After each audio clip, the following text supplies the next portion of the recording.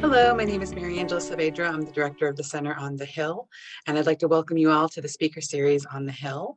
I'm very pleased to introduce today David Thornburgh, who will be joining us.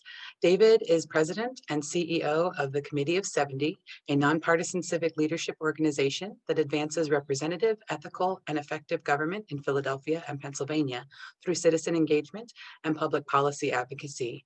He is a frequent commentator on public policy and regional development issues. He will be speaking with us about this most recent election and some of the challenges that will be facing Pennsylvania in the year ahead. He holds a BA in political science from Haverford College and a master's degree in public policy from Harvard University's Kennedy School of Government. Please join me in welcoming David Thornburgh.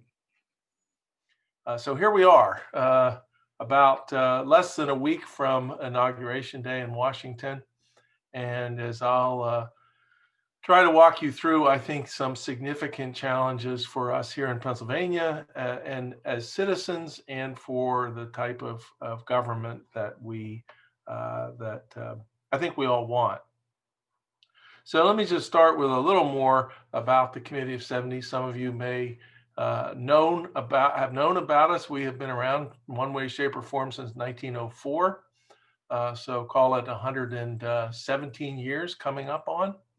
And we were founded by a group of public-spirited business and civic leaders who were concerned about the practice of politics in Philadelphia and in Pennsylvania, and in the shape of our government, a government that at the time was rife with corruption and all kinds of self-dealing practices, and furthermore was afflicted by what one writer said was a certain tolerance for all of that. He said that Philadelphia, in his opinion, was the most corrupt and most contented of the cities that he looked at in his tour. So it was in that spirit that this group of folks, calling themselves the Committee of 70, got together and essentially said it's our right and opportunity and even responsibility to, as private citizens and leaders of this community, to do something about it.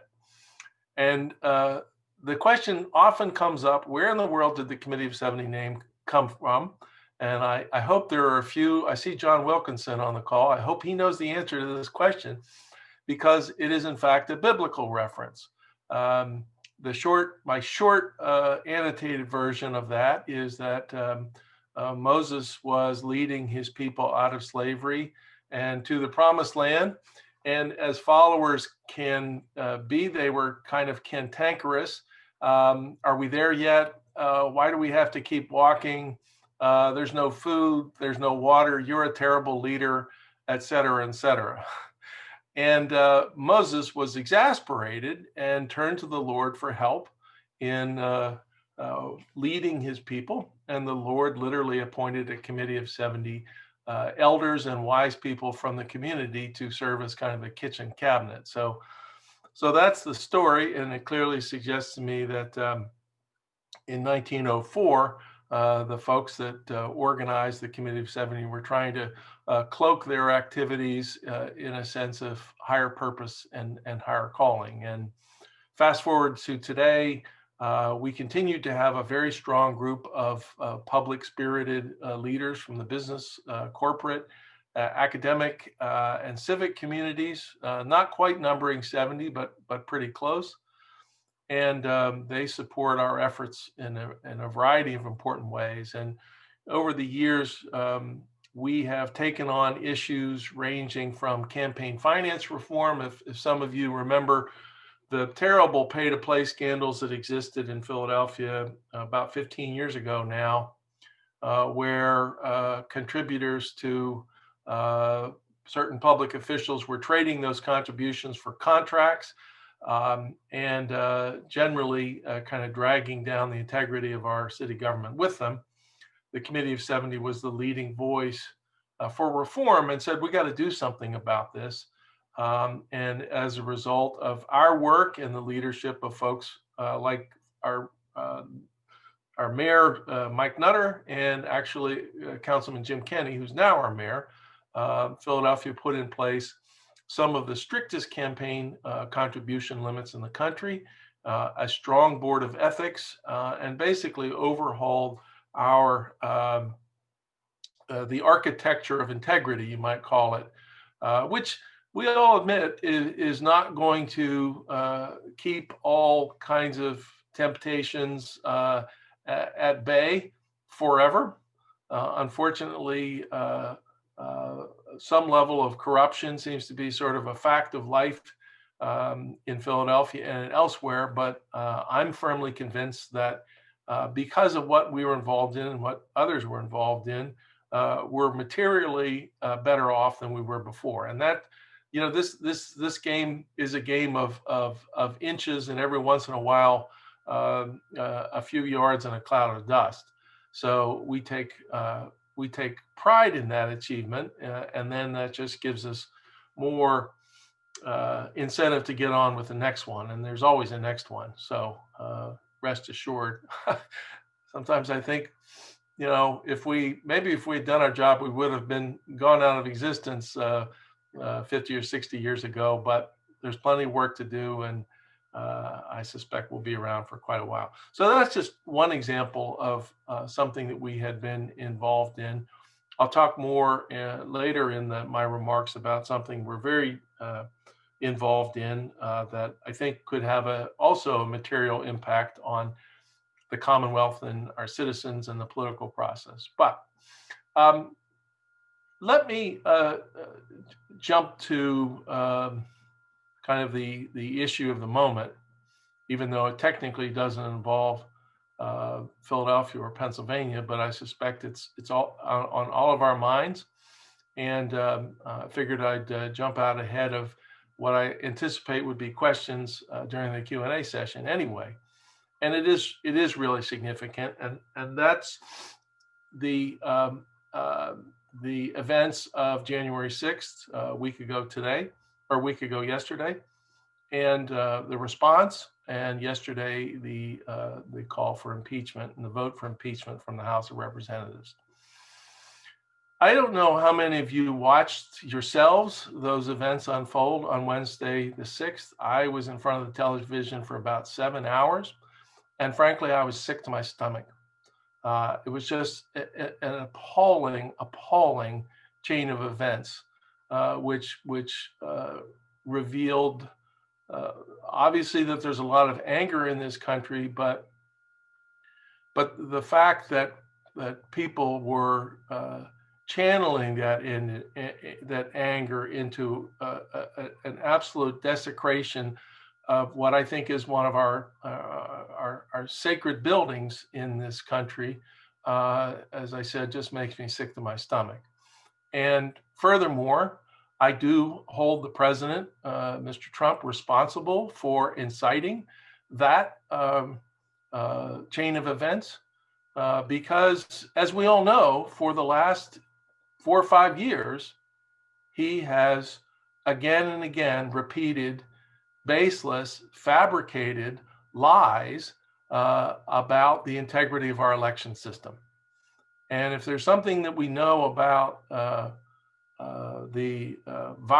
spread of viral ideas, Propaganda 101 says you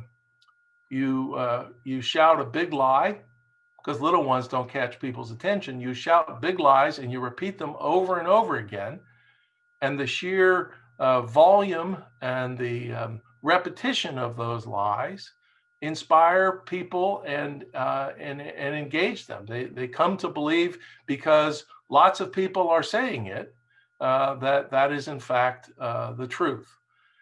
And I think it's sad and tragic that Mr. Trump persisted in that after it became clear that the results of the November 3rd election were not in his favor.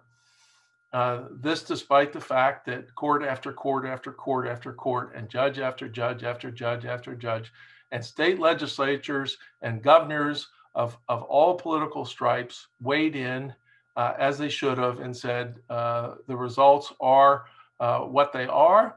And after 3 or 4 recounts, even as they did in Georgia, those results stand, and the rightful president-elect is President Joe Biden. So I do find great fault in the president's behavior. It revealed, I think, very troubling aspects of his character, which if that were just confined to his private dealings would be his problem. But unfortunately, this became our problem. So fast forward to yesterday, as I watched a lot of the impeachment proceedings as well. And I am not sure that a vote for impeachment is the best way to hold the president accountable, but it was the path that was most available. What he should have done, as Senator Toomey said, and Representative Cheney and others said, you should have resigned. That's what Dick Nixon did when he realized that his failings had caught up with him and damaged the country, and that was the honorable thing to do. But the president couldn't bring himself to that, and thus impeachment. And I do think it was intentional on the part of those Democrats and 10 Republicans who voted for impeachment, that they wanted to make sure that history would remember him as the only president ever to be impeached twice. And we'll see how this plays out. And there's a lot of this discussion about the timing and when the Senate can come back in session, and what the so-called trial will look like in the Senate. But I believe it was that the action of the House was an important statement to make, because again that stomach churning chain of events on January 6th and the president's role in that, I think deserved every bit of reprimand and accountability that we could muster. So that's my take on that chain of events. I hope in the future of this country, we never repeat that ugliness, and I hope that impeachment in this occasion helps send that message. So let me get back to our regularly scheduled programming, and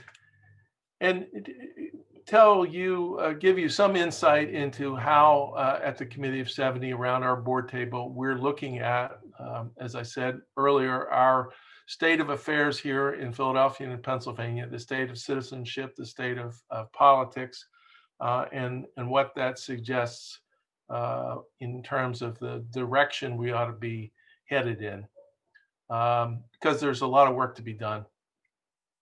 To my mind, there are sort of two related challenges that we've got to square up to. One is we need a renewal of citizenship in this country, good old-fashioned citizenship, that we often spend a lot of time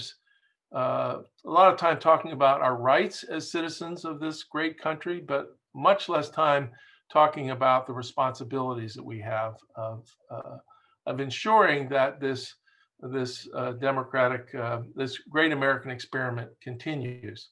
Which parenthetically, I just finished reading a terrific book called Plain Honest Men, which is about the Constitutional Convention that came together in 1787 and miraculously produced the Constitution for this country in between May and September. It's just quite a story. And one of the things that book revealed is that even the most ardent and the most passionate of the founders of our country who met in Philadelphia in 1787 didn't really believe that this experiment would last. They had a much clearer sense of the history of democracies and democratic republics than we do probably today. And they realized that whether it's Rome or Greece or others, these things just didn't last. So the notion that we could make it to a couple hundred years, or wherever we are now, a couple hundred plus a few decades, they would have been surprised and even shocked. So I hope that I hope that doesn't mean that our expire by date has come and gone. And But it does suggest that if we are going to maintain this experiment, we've got work to do, again, as I said, as citizens. And we've given a lot of thought to what citizenship means in 2021. And let me just share with you 5 principles of citizenship that feel robust and meaningful and important to us right now. First of all is you have to vote. The good news of this 2020 election is extraordinary voter turnout. So perhaps that's that augurs well for a renewed sense of commitment to this country and its principles. But that is first and foremost. You got to vote, even if you're not entirely sure why or that it makes a difference. True for young people, older people, everybody in between. You got to show up. Or these days, you got to sit down at your kitchen table and fill out your ballot. The second thing is, and this is hugely important, we have to learn how to choose our news wisely. Seeing some of you on the call today and knowing my own experience, we're long gone from the days when Walter Cronkite would talk to us and reassure us and deliver capital T, capital N, the news to us. We live in a highly fragmented world, and seemingly, we suffer the kinds of indignities that we did last Wednesday, partly because we're all listening to a different set of news. We all have tuned into our own channels, and in those echo chambers, we repeat endlessly those things that the true believers who populate those channels come forth and talk about. So we've got to figure out ways to improve our news diet. Simple things like, and it's surprising how many people don't follow this advice. When you read something on Facebook or Twitter, you should actually read it first before you share it, or you like it, or you send it along to somebody else. And you also ought to ask yourself, who is that? Who is that made-up news organization that dropped that bit of so-called news into the feed? And being an active consumer of news, I think will go a long way to try to cut down on the disinformation, which is information that intentionally misleads people, to cut down on the disinformation and misinformation. So that's number 2. Number 3 is we have to learn to invite diverse perspectives as we consider the challenges and issues that we confront. And that takes an active, sometimes even active courage to say to someone close to you, I don't agree with you. You and I clearly come from a different perspective on this issue or that issue, but help me understand. Help me understand why you feel the way you do, and let's have a healthy and vigorous conversation. And if at the end of the day we still end up disagreeing and seeing the world differently, so be it. But at the very least, we forced each other to explain ourselves and to think through those things that we maybe haven't given a lot of thought to, but still seem to hold dearly. And of course, what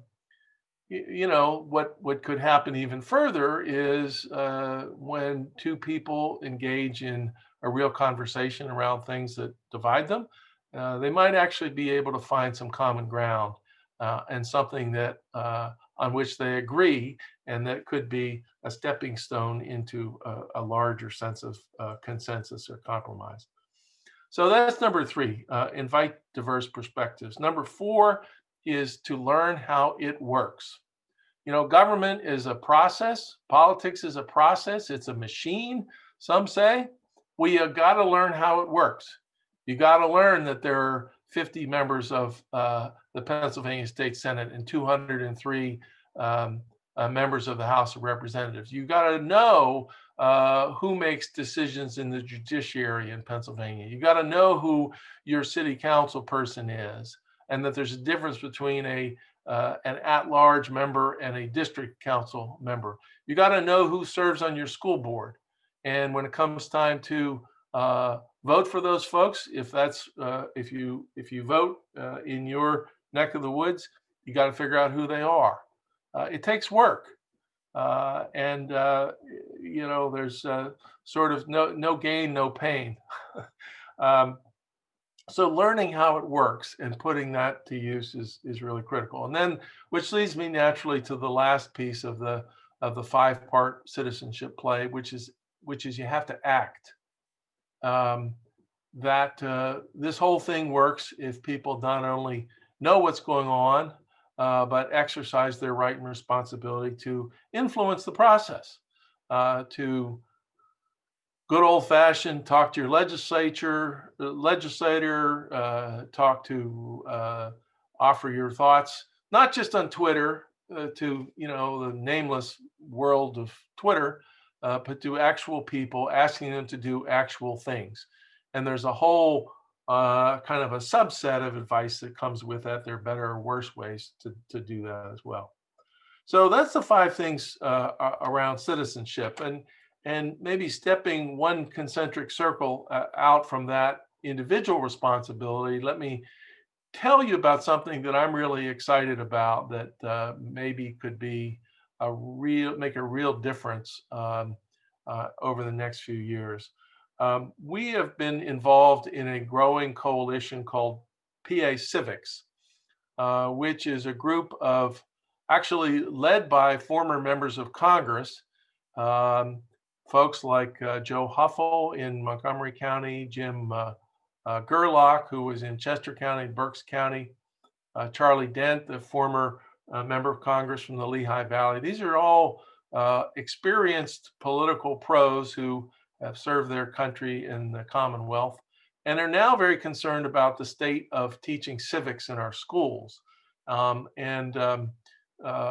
They've formed the nucleus for this PA Civics group. We're very much involved in it. Also, folks like the National Constitution Center and the Museum for the American Revolution here in Philadelphia, the Heinz History Center out in Western Pennsylvania, groups like the Rendell Center at the University of Pennsylvania, which was formed by the former governor and first lady to promote citizenship and the teaching of civics.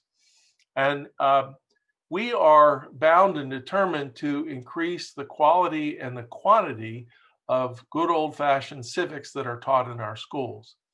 And there's a bit of an opening, actually, because the legislature passed a bill, I believe 2 years ago, called Act 35, which requires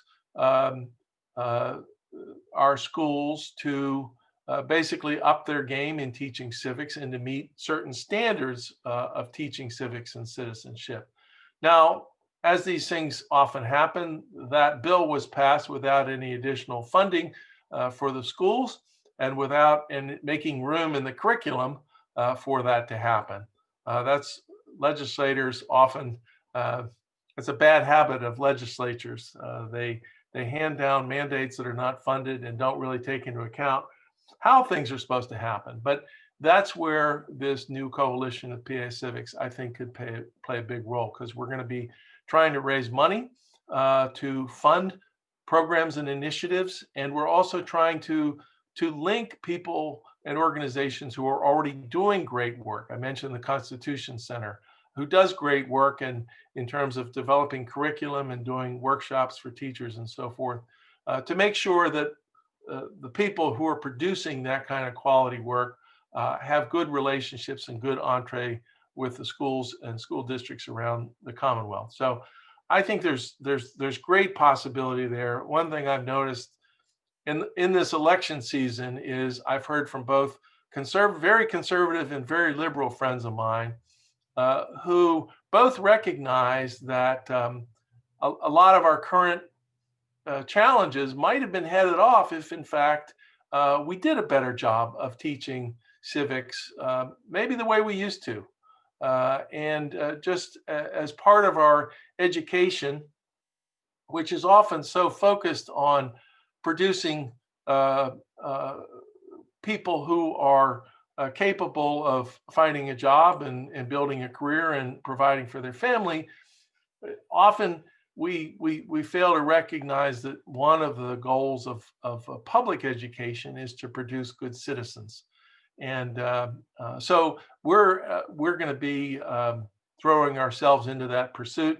And in that context, I will throw out to you an idea I had, which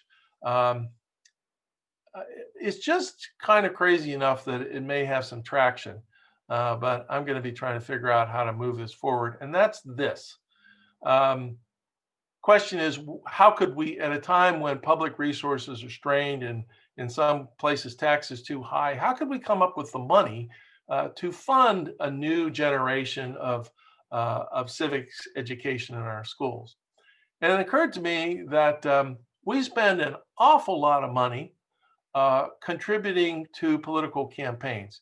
This presidential campaign, we spent about, people contributing to candidates and to affiliated super PACs and PACs, all in, we spent about $14 billion on this presidential election, which I think all of us would recognize and suggest that there's got to be something better that we could spend $14 billion on than this trench warfare that we're forced to endure every 4 years. Even closer to home, the last Senate race in Pennsylvania in 2016, which was, if you remember, Pat Toomey and Katie McGinney, that race alone cost $170 million. And by the way, the one coming up in 2022, probably, it could double that. It's astounding how much money flows into these campaigns. So here's my simple, elegant idea. Let's put a tax on political contributions that is dedicated to teaching civics in the schools. Essentially, the notion is that if you're going to be raising and spending money in a lot of ways to damage people's faith in the political process, some part of that, a small part of that, ought to be used to try to rebuild it. So I'll leave you with that tantalizing idea. And if anybody wants to talk about it in the Q&A or push me on that, some folks would say, well, you're going to have a constitutional problem. And other people say, well, nobody likes taxes, new taxes. And I understand that, but I think people hate the flow of money into politics at least as much of, if not more than they hate taxes. So so that's number 2 in my list, talking about the rights and responsibilities of citizenship, of a new focus on teaching civics and citizenship. And let me conclude with a couple of thoughts about some of the structural changes that we have to make in Pennsylvania to improve the way our democracy works. And these are things that we've been digging into the last few years. One is, and some of you know this more deeply than others, but every 10 years we draw new political maps for our members of Congress and for state legislators. And through probably an unfortunate slip of logic when the whole architecture of this country was put together, that responsibility is given to state legislators. So the General Assembly is in the position of drawing maps in their own interest and for their own members, which, if you know the term gerrymandering, which a lot of folks know that didn't know just a few years ago, that's the term used to describe how that process can go wrong and can damage democracy, in my opinion. That protects incumbents, it repels folks that want to challenge incumbents. It rewards friends and punishes enemies, among other things. I and a lot of others have concluded that gerrymandering, when it exists in its most naked form, is deeply damaging to the basic sense of representation that our country should be all about. Because, as more than one observer has pointed out, when gerrymandering is unchecked, it allows representatives to choose their voters and not the other way around. And that's just plain not the way it's supposed to be. So we are coming up this year. Our General Assembly will be charged with drawing legislative maps and congressional maps. We're going to lose another member of Congress, by the way, because of our population hasn't grown as fast as others. But we have an opportunity to do things a little bit differently. In the past, that process has taken place in the literal dark rooms and catacombs of the political parties and our elected representatives.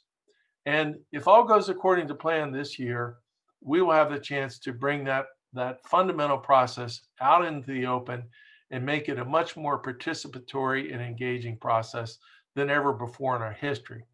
And I say that because about 3.5 years ago, the Committee of 70 launched a statewide project called Draw the Lines PA, which says, look, there's nothing magic about drawing political maps, election maps. The tools exist now online to allow any citizen to have a go, as the Brits would say, at drawing maps. So we created Draw the Lines PA and raised a bunch of money to provide just that opportunity. And to date, we've had almost 10,000 citizens across the Commonwealth, a lot of them young people who have taken us up on that offer and in fact have sat down and drawn election maps. We structure all of this in the form of competitions, and we award prizes and have had ceremonies in the Capitol and so forth as a way of encouraging that kind of participation. We've had hundreds of schools around the country, around the Commonwealth, colleges and universities, just about every corner of the Commonwealth and every segment of society. It has been astonishing to see that level of interest and engagement, but it demonstrates something very simple, which is that the people of the Commonwealth have expressed the sense that they're ready, willing, and able to contribute to their thoughts, their maps, their ideas, their values to this process.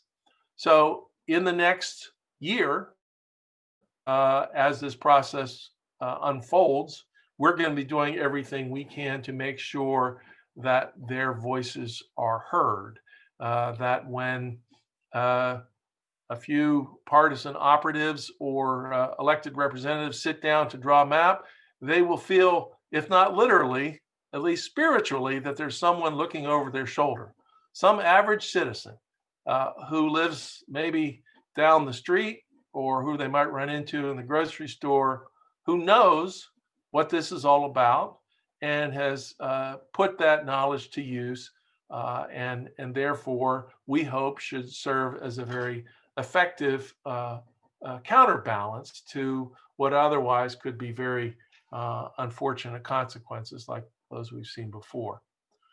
So that's what we're up to around redistricting and pushing back on partisan gerrymandering.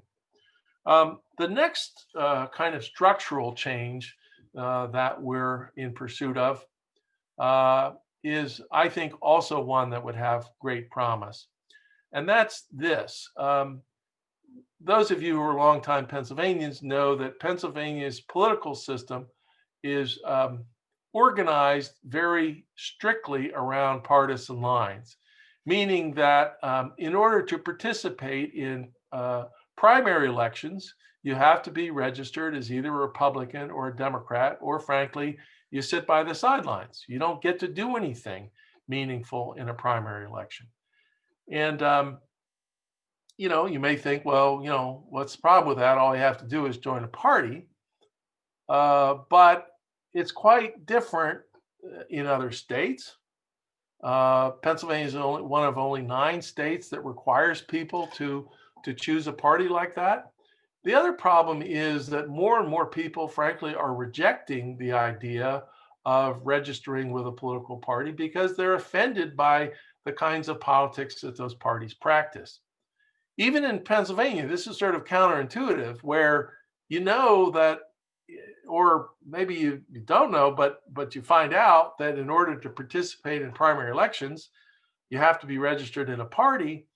Now, I think 13 or 14% of all voters in Pennsylvania have chosen not to register in those parties and are independents, which is what I am these days. In the city of Philadelphia, this is a stunning statistic. There are more registered independents than there are registered Republicans. And yet, those folks, as I said, sit on the sidelines for primary elections. And the compounding problem with that is that because we run partisan primaries, and partisan primaries often have lower turnout than general elections, we end up electing people in primary elections from a very small, usually the most active part of that political party, the extremes of those parties. So in a heavily Republican district, you're going to elect people from the extreme wing of the Republican Party. In a very Democratic district, you're going to elect people from an extreme wing of the Democratic Party.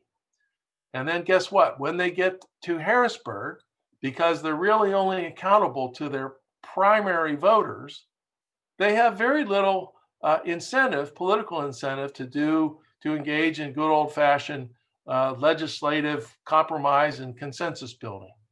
So we shouldn't be surprised that it doesn't happen.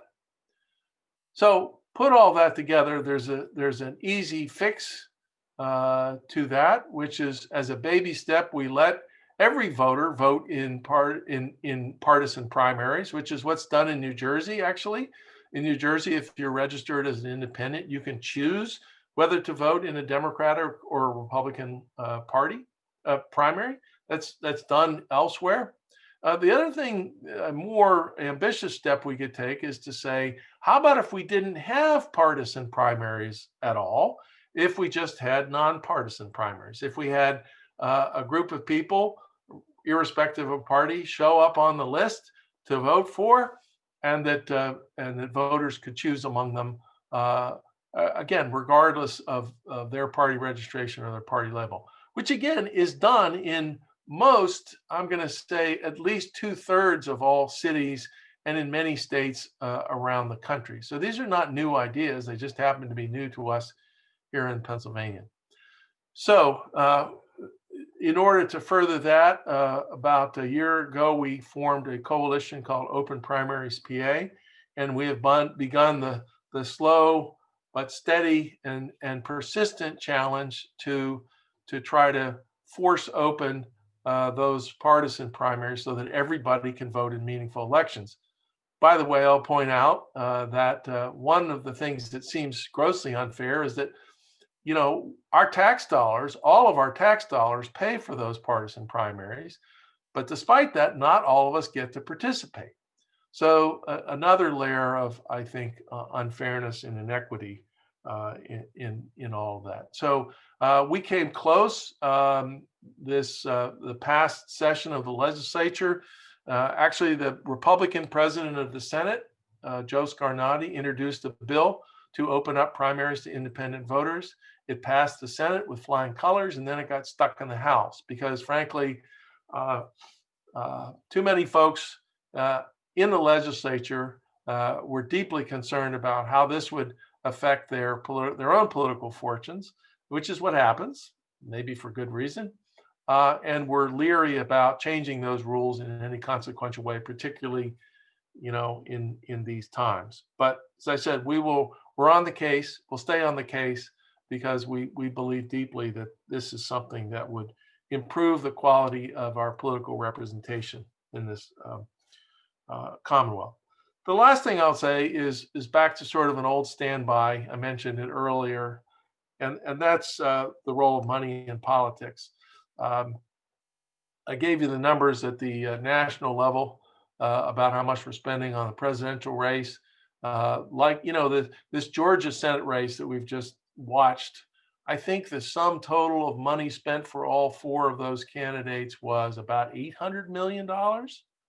So given the complexities of Pennsylvania and the fact that we'll have an open seat in 2022 because of Pat Toomey's retirement, sit tight. I think we're going to be looking at that level of money flowing in. And by the way, one of the, I think, troubling things about money in politics these days is that it's not local money anymore. Money flies from all over the country. That's what happened in the Philadelphia district attorney's race last time around. All the congressional races and the Senate races. So politics is losing, Tip O'Neill's line that all politics is local. Well, that may be true in a sense, but not when the money that's powering our politics is coming from all over the rest of the country. So long story short, I think it's time, once again, and Pennsylvania struggles with this, that we step up and implement some kind of reasonable limits on campaign contributions. Maybe better yet, we could pick up my idea about the political tax to fund civic education. You may know, or maybe you don't, that in Pennsylvania there are no limits to political contributions. If you want to write a candidate a $500,000 check, $1 million check, a $2 million check, as long as you disclose it, then nothing wrong.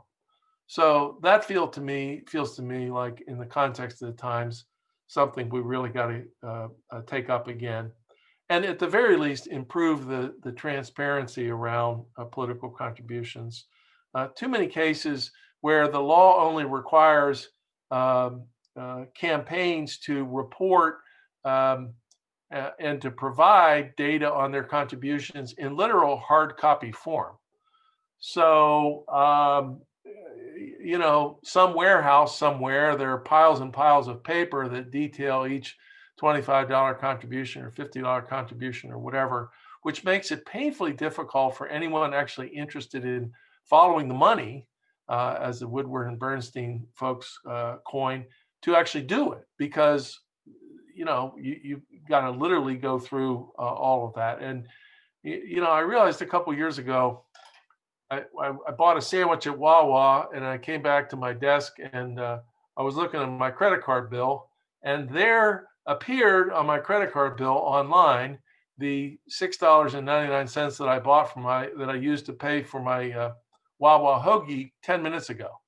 So there's no technical barrier to instantaneous reporting of instantaneous electronic reporting of campaign contributions, which I think if we could do that, we would be way ahead of where we are right now. Because it's so true that it's become a truism that the influence of money in politics can be enormously corrosive, particularly if it's hard to get at and hard to regulate and hard to control. So that's some sense of what we're up to. That sort of three-part play: pushing back on partisan gerrymandering, opening up primaries, and I suppose you could say closing down or limiting the role of money in our political process. I'm looking at the clock. It looks like we're about 45 minutes in, and I would be delighted to entertain your questions, comments, challenges in the next few minutes. I hope this has been giving you some sense of how we see the world, and maybe giving you a little sense of positive opportunity in the months and years to come. So I'll stop there, and Mary Angela, if you want to moderate or you want to shout out, whatever you want to do is good. Thank you so much, David. That was great. If you want to unmute or turn your cameras on at this time to ask some questions, that's great. If you want to put a question in the chat, you can also do that. I can read those off as well. I do have a question to get us started. So I have a son who's about to be 21, and through this whole process of the last 4 years, he's had a lot of questions, obviously, and sadly, due to my own education, I haven't had a lot of answers involving, how to get him involved civically. And I'm just wondering, in this obviously day of technology, you can look things up, but, are there ways to connect with people who can help? Like, I was thinking about maybe sending him to our district representative's office and be like, walk in there and see if you can volunteer, or see if you can find out how, but then he's like, why, what are they doing? And I'm like, I don't know, you have to ask those questions. And so I'm just wondering, what kind of places would you recommend to get people involved in that way? Sure. That's a great question, and I have to say my father, who just passed away about 10 days ago now, about a week ago now, who was our former governor and attorney general, and a great student and practitioner of politics. He said to me when I was maybe about your son's age, he said that here's a very simple piece of advice relative to getting involved in politics. There's a there's three things that you can do. First is show up. Literally, I'm here to help. Second thing is ask questions. And one of the best questions is that after showing up, is you say, is there anything else I can do? And the third thing is you show up early and stay late. So not just show up, put in your shift, go home, but if you're really interested in digging in, your basic advice rings true to me with those three additions to the advice. But beyond that, I mean, you mentioned there's no shortage. It doesn't take a whole lot to figure out who's doing what out there, whether that's pitching in to clean up a park, or helping on a petition drive, or organizing a phone bank for a candidate. If campaigns, despite all the money, are particularly at the local level, are still largely all volunteer operations. And if we ever lose that, we're in big trouble. So, come campaign time, find somebody that you think you like, and go with them with my three questions, or my three bits of advice. And pretty soon, it is a young person's sport. It's astounding, even if you look at the appointments that Joe Biden's making to his administration. How many people are in their mid 30s or early 40s or what have you? So, if you're interested, the time to get involved is now. And there are plenty of folks that if you got to be persistent sometimes, like most things, but plenty of folks that are willing to put you to work if you raise your hand and said, count me in. That's great. Thank you. Thank you so much. We have a question in the chat. It says, how do you feel about ranked choice voting, and is that a reasonable plan for Pennsylvania? Well, that's a great question, which we've got someone asking that question who knows a little something about something there. Let me just, for those of you who aren't familiar with, let me say something about ranked choice voting. Ranked choice voting is a different way of choosing the candidates in an election. And it relies on a basic principle, which says that the winning candidate should only be elected if that person gets more than 50% of all the votes cast. And that's quite different from what we do now. When there are multiple people running for an election right now, say there are 5 people running for township supervisor, you could win that election with only maybe 22% of the vote. So in other words, 78% of the vote of the people voted against you. Ranked choice voting says that's wrong. And the way the architecture of how it works is it allows people to rank their choices, 1 through 4, 1 through 5, whatever and then to use those rankings in successive rounds to figure out who in fact gets more than 50% of the total vote. And the mechanics are a little tricky, but pretty straightforward. On the first round of voting, if someone gets more than 50% of the total of the first place votes, game over. That's who we elected. If that person doesn't have more than 50%, if nobody gets more than 50% of those votes, then the lowest ranked candidate gets cut off, and the votes for that person are redistributed to the other candidates. And you keep doing that until someone gets more than 50%. So the advantage of ranked choice voting, in addition to the fact that it requires candidates to get elected with only more, who've gotten more than 50% of the vote, is it forces candidates to appeal to a wider variety of voters. You can't just appeal to, an engaged 22% in the so-called base, which is what a lot of what afflicts our politics these days. You've got to talk to more people because, frankly, you might want to be their second choice or their third choice, even if you can't be your first choice. And the research says that mechanism is then reflected in how people behave once they get elected. That having been elected by a broader cross-section of people, they're more responsive to a broader cross-section of people. Again, it's another way of sort of cutting off the tails, cutting off the extremes of the debate. And now you may say, well, that's all well and good, but like, does this actually happen in the so-called real world? Interestingly, the greatest experiment in ranked choice voting is about to happen this spring in New York. New York City, I think it was a year and a half ago, approved ranked choice voting for all of their municipal elections. So that would be, the equivalent of our district attorney and city controller, mayor, city council, and so forth and so on. And it passed quite comfortably, although there have been some challenges after it was passed. So, ballpark of 9 million citizens in the biggest country in this, the biggest city in this country will now be using ranked choice voting.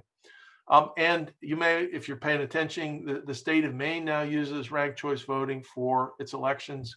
And there are also longstanding cities in California, Oakland and San Francisco, I think St. Paul and Minneapolis, Cambridge, Massachusetts, a bunch of others. So the short answer to that is yes, I think it's very promising. I think it's a very promising idea, and we'll be watching carefully to see how this plays out in New York. One thing I'll just say about ranked choice voting in closing, there's an organization that's actually based in Maryland that is the most prominent advocate for ranked choice voting. It's called Fair Vote, and it's now being led by a husband and wife who are dyed-in-the-wool Philadelphia Quakers. And there's something to me very Quakerly about ranked choice voting, which should suggest that, as a city of Quakers, that it ought to have an appeal back home as well. So watch carefully, learn more about it, and stay tuned. This may well be something that we will pick up down the road. Great. And I should have mentioned that question was from Daryl Nelson. I apologize. I read it. So I have a question from John Wilkinson. He says, thanks, David. That was great. Can you speak to the need to rebuild trust across the spectrum in government? And to add, your 5 principles will be more effective if people trust the government. Sure. But there's a chicken and egg there. If more people practice those principles, and they would also, there's an interesting book by that name that I have on my list, I haven't read yet, by Pete Buttigieg. It's called Trust. And he defines the challenge as John does, and I'd be interested to see what he has to say about it. A couple of things. One is, it is worth remembering that this nation was formed. Well, actually, the revolution was started because we didn't trust government. So we are a cantankerous people, and particularly probably compared to other political cultures around the world, we always have had trust issues, and maybe when that skepticism that's maybe healthier, when it becomes when it sort of crystallizes into cynicism, it's not so good. And this is a period of time when the levels of trust in government at all levels is really quite disturbing.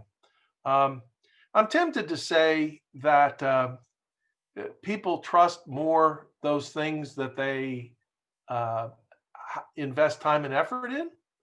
It's a little hard to trust. It's easier to, throw sticks and stones at those things, the swamp in Washington, or those people in Harrisburg, or those people on city council, if you really have nothing to do with them. So this is, again, back to, the principles of citizenship. You dig in and say, look, this is my job or my responsibility. I run this show.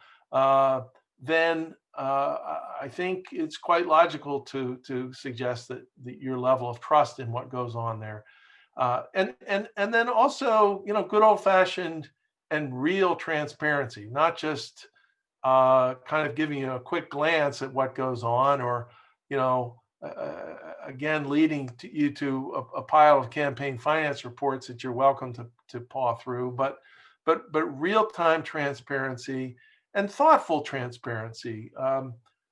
You know, People who I was struck by Mitt Romney's remarks on the floor of the Senate the other day on January 6th. And he was talking to our elected representatives and saying, you're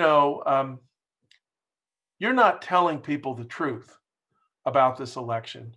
And if you respect them, you have to trust them and you have to tell them the truth. So there's a sort of a virtuous cycle that I think we could create if more and more of that happens. And then you say, well, how's that supposed to happen? How do we get out of this this dismal loop of dysfunction that we're in? And I think part of it is to recognize, as Mitt Romney did, when people stand up and do what they should as elected representatives, and that maybe brick by brick, if we pay attention to people who do the right thing, that gives us a greater sense of engagement and ultimately trust. But I'll read Pete Buttigieg's book, and then I'll see if I know what the answer is. Great. Thank you. Do we have any other questions? Anyone have anything else? We have time for one more question. Anyone have a question? Going once. All right. Well, I want to thank you so much for being with us today. I really appreciate it. I learned a lot and agree completely with we need better education on civic duty, because I'm trying to teach my son and I'm sadly woefully don't know as much as I should. So I'm all for that. Thank you. Sure. It's been a pleasure being with all you folks. Bye-bye. Thank you everyone for joining us. Have a great rest of your day, everyone.